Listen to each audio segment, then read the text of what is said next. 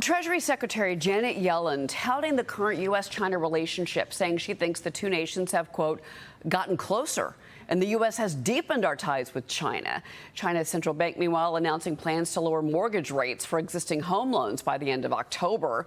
Beijing is also going to allow home buyers to refinance their mortgages in a new measure that will take effect on November 1st. These new moves aim to revive the nation's housing market, coming after China's surprise economic stimulus last week. Let's bring in Gatestone Institute senior fellow and author of Plan Red, China's Project to Destroy America, Gordon Chang. And Gordon, I really want to get your thoughts on these comments from Janet Yellen, which seems to fly in the face of further threats from China, not just with Taiwan, but also with their relationship with Russia. I think Janet Yellen is really kidding herself. What it appears to be from the Chinese point of view is that the United States is desperate to talk. And so, therefore, the Chinese are taking advantage of it. And we're actually emboldening Beijing. And we've seen this over the last week with not only the intercontinental ballistic missile that was fired in the direction of the U.S., but also this missile barrage in the last couple days in China's inland provinces, which was obviously a message to Taiwan and Japan. So right now, Beijing is signaling it wants to go to war. That's not to say there will be war, but the point is that we're not stopping it, and we're not sending the correct signals to the Chinese. Let's jump in here. I also want to get your thoughts about these comments from Janet Yellen, because, you know, the Biden administration has over and over made these repeated attempts to have this dialogue with China, and it doesn't seem to be working.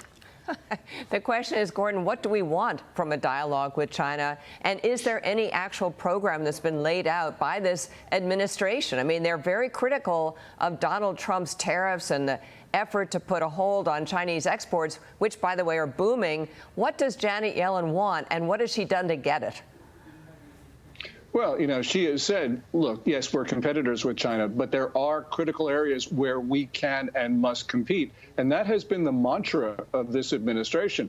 But it just hasn't worked. You know, it sounds good to the ear, Liz, if you listen to it. But the point is, as we've been talking, as we've been sending our senior officials to Beijing one by one, then, you know, the Chinese behavior has deteriorated across the board. And now the region looks at the United States and just questions our leadership because they can see that what we're doing does not work. Mark Tepper, I want to get your thoughts on this stimulus measures that we're getting from China and now their attempt to artificially, in my opinion, rescue the housing market there. Yeah, I mean, it looks like, you know, as far as a bazooka goes, like China's obviously, they've got the fiscal bazooka, and then their military is ramping up as well. But Gordon, when you look at what China has done over the course of the last decade and beyond, they focused a lot of their time building these ghost cities to really kind of fudge the data and make it look like their economy was growing a heck of a lot faster than it actually is. Now they're sitting there with all this extra real estate, all this additional housing, and really nobody who wants to buy it. What do you make of the housing situation that's going on there, and how is that going to have a longer range impact on China's economy? Yeah, making it easier to get a mortgage, which is what Beijing has been doing this last week, isn't going to solve it. And the problem is that, as a senior statistics official said last September in a public speech, look, there's enough housing in China to house the entire 1.4 billion population. And some people say it's actually enough housing for 3 billion people. So when you have, you know, this imbalance of supply and demand, you know, making it easier to borrow is not going to solve the issue. As you say, there is just too much of everything. And making it easier for businesses to borrow, that's not going to help either. The problem here is that they are doubling down on a failed economic model, which is to support industry and to depress consumption. It has not worked. And clearly what they're trying to do right now is just going to make the situation even worse. Mm-hmm. Yeah, no, it's somewhat of a desperate move if you really look at it, because they are trying to kind of salvage that market, as Mark mentioned. And Mark also brought up the military issue. I want to ask you about this, Gordon, because Taiwan's defense ministry went on alert yesterday.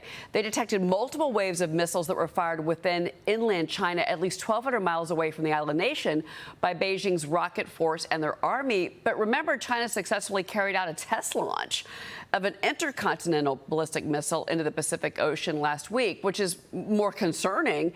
And then President Biden just approved $567 million in defense support for Taiwan. That was just yesterday, Gordon. Assess how these different components are playing out together. Well, the president is doing the right thing, but he's doing too little and far too late. These are things that should have been done early in his administration. You know, the Biden administration, like previous ones, has been slow walking arms sales to Taiwan. And actually, Taiwan has paid for batches of weapons, and we have not delivered. And we have not delivered by a conscious decision by American presidents to try to appease Beijing.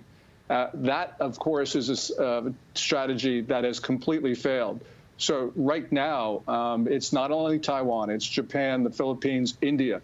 You know, China can strike anywhere. And clearly, Xi Jinping has been giving out the signal that he wants to start a war someplace. You know, there are always aggressors, but the real problem today is that we have the leaders of the great democracies are not doing what is necessary to deter the aggressors. And that's what makes this situation so fundamentally dangerous. Are you concerned about China holding these military drills in that disputed area of the South China Sea? That was yesterday.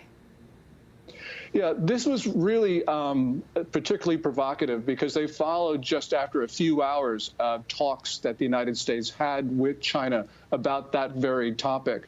And of course, you have China and Russia with the joint exercises at the moment as well. And basically, China and Russia have been exercising continuously in East Asia, which is a real indication that when war comes, it won't be with just China. It will be with Russia and probably North Korea as well. So this will be a region-wide war that will just envelop all the countries to the south and the east of China.